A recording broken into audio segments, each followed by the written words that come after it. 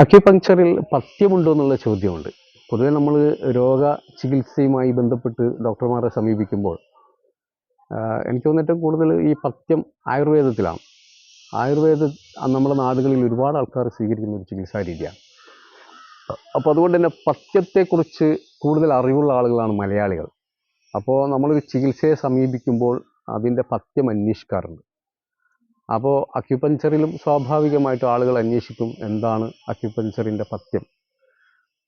സത്യത്തിൽ പഥ്യം എന്ന് പറയുമ്പോൾ നമ്മൾ ചികിത്സിക്കുമ്പോൾ നമ്മൾ ചെയ്യേണ്ട ചില എന്തൊക്കെയാണ് പഥ്യത്തിൽ കൂടുതൽ നമ്മൾ ശ്രദ്ധിക്കുക ഭക്ഷണമാണ്. ഭക്ഷണവും വെള്ളവും അല്ലെങ്കിൽ നമ്മുടെ ജീവിത രീതിയുമായി ബന്ധപ്പെട്ട കാര്യങ്ങൾക്കാണ് അത് ചോദിക്കുന്നത്. അപ്പോൾ നമ്മുടെ ഭക്ഷണം എന്ന് പറയുന്നത് എങ്ങനെയാണ് നമ്മളെ പഥ്യം ഇതിൽ ഈ ചികിത്സിക്കുമ്പോൾ നമ്മുടെ പഥ്യങ്ങൾ എങ്ങനെയായിരിക്കും എന്നുള്ള ചോദ്യമാണ്. അതിൽ പഥ്യമൊന്നുമില്ല. ഇതിൽ കുറച്ച് നിയമങ്ങൾ, കുറച്ച് ജീവിത രീതിയിൽ നമ്മൾ ചേഞ്ച് ആക്കുക എന്നുള്ളതാണ്, മാറ്റം വരുത്തുക എന്നുള്ളതാണ്. ഈ മാറ്റം നമ്മൾ വരുത്താൻ വേണ്ടി നമുക്ക് പ്രത്യേകിച്ച് ചിലവുകളൊന്നുമില്ല. നമ്മൾ നിത്യവും ചെയ്തുകൊണ്ടിരിക്കുന്നതിൽ ഒന്ന് മാറ്റി ചെയ്യുക, ഒന്ന് വളരെ വളരെ പ്ലാനഡ് ആയിട്ട് മാറ്റി ചെയ്യുക, വളരെ ബോധപൂർവം നമ്മൾ മാറ്റി ചെയ്യുക. അത് നമ്മൾ പറയുന്നത് മെയിനായിട്ട് നമ്മൾ പറയുന്ന 4 കാര്യങ്ങളാണ്. 4G എന്ന് പറയുന്ന അതിൽ ഒന്നാമത്തെ 4G എന്ന് പറയുന്ന 4 കാര്യങ്ങൾ. അതിന് ഒന്നാമത്തത് വിശക്കുമ്പോൾ മാത്രം ഭക്ഷണം കഴിക്കുക എന്നുള്ളതാണ്. വിശക്കുമ്പോൾ മാത്രം ഭക്ഷണം കഴിക്കുക എന്നുള്ള വേർഡ്സ് 2 വേർഡ്സാണ് ഇതിൽ, വിശപ്പ് ഒന്ന് ഭക്ഷണം. അപ്പോൾ വിശക്കുമ്പോൾ മാത്രം ഭക്ഷണം കഴിക്കുക എന്ന് പറയുമ്പോൾ എന്താണ് വിശപ്പ്, എന്താണ് ഭക്ഷണം, ഇത് രണ്ടും നമ്മൾ അറിയൽ വളരെ അത്യാവശ്യമാണ്.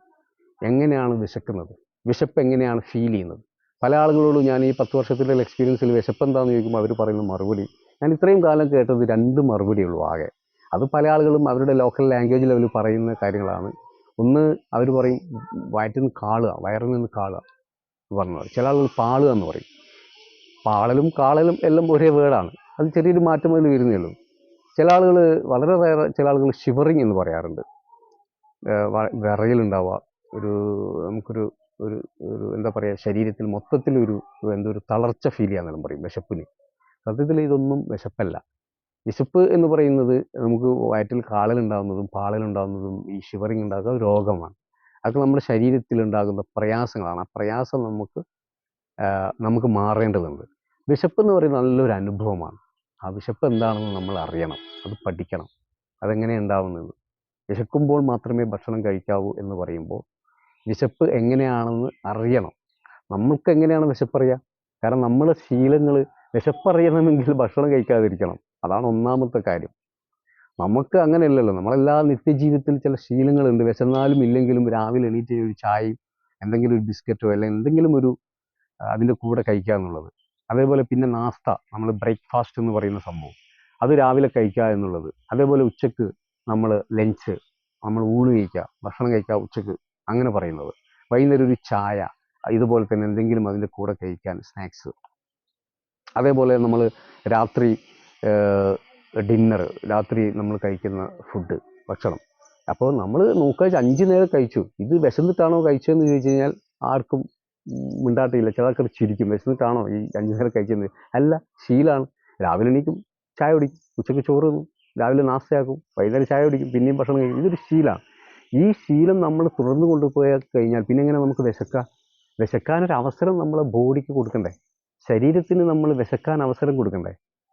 വിശക്കാൻ അവസരം കൊടുക്കാതെ എങ്ങനെയാണ് എനിക്ക് വിശക്കുന്നതിന് മാത്രം ഭക്ഷണം കഴിക്കാമെന്ന് പറയുമ്പോൾ അയാൾക്ക് എങ്ങനെ അത് ബോധ്യപ്പെടുക? അയാൾക്ക് ബോധ്യപ്പെടുമെങ്കിൽ അയാൾ ഭക്ഷണം കഴിക്കാതിരിക്കണം. ഭക്ഷണം കഴിക്കാതിരുന്ന ഒരു അനുഭവം അയാൾക്കുണ്ടാവണം. ഇതാണ് വിശക്കുമ്പോൾ മാത്രം ഭക്ഷണം കഴിക്കുക എന്ന് പറയുമ്പോൾ. അതാണ് അതിൽ ഒന്നാമത്തെ കാര്യം. രണ്ടാമത്തെ കാര്യം എന്താണ്? ദാഹിക്കുമ്പോൾ മാത്രം വെള്ളം കുടിക്കുക. രണ്ടാമത്തെ കാര്യം ദാഹിക്കുമ്പോൾ മാത്രം വെള്ളം കുടിക്കുക.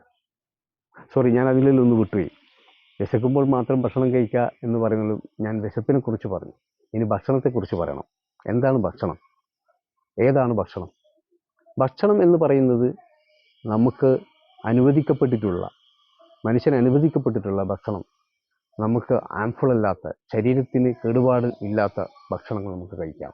നമ്മളിന്ന് സമൂഹത്തിൽ കാണുന്ന, നമ്മുടെ ഇവിടെ കാണുന്ന ഭക്ഷണങ്ങൾ പല രീതിയിലും ഏത് മേഖലയിലുള്ള ആളുകൾക്കും ഏത് രീതിയിലുമുള്ള ഭക്ഷണം ലഭ്യമാക്കുന്ന ഒരു കാലഘട്ടം നമ്മൾ ജീവിക്കുന്നത്.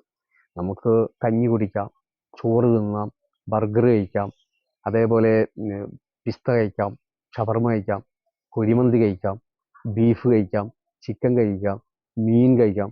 ഇങ്ങനെ പല വെറൈറ്റി ഫ്രൂട്ട്സ്, സാലഡ്സ്, വെജിറ്റബിൾസ്, ഇങ്ങനെ പല മേഖലയിലും ഭക്ഷണത്തിൻ്റെ മേഖല ഇന്ന് എല്ലാ മുക്കിലും മൂലയിലും ഇങ്ങനെ കുമിഞ്ഞുകൂടിയിരിക്കുകയാണ് ഭക്ഷണം. അപ്പോൾ ഭക്ഷണം കഴിക്കുക എന്ന് പറയുന്നത് എന്താണ് ഭക്ഷണം എന്നുള്ളത് തിരിച്ചറിയാൻ നമുക്ക് അത് സാധിക്കേണ്ടതുണ്ട്. അതിൽ അക്യുപഞ്ചറിൽ വലിയ പഠനങ്ങളുണ്ട്. എന്താണ് ഭക്ഷണം, ഭക്ഷണം കൊണ്ട് ഉദ്ദേശിക്കുന്നത് എന്താണ്, ഭക്ഷണത്തിൽ മെയിനായിട്ട് എന്താണ് വേണ്ടത്, അതിൻ്റെ പഠനങ്ങൾ അക്യുപഞ്ചറിൽ വളരെ ഡീറ്റെയിൽ ആയിട്ട് പഠിപ്പിക്കുന്ന ഒരു വിഷയമാണ്. അത് നമ്മൾ കൂടുതൽ അറിയണം.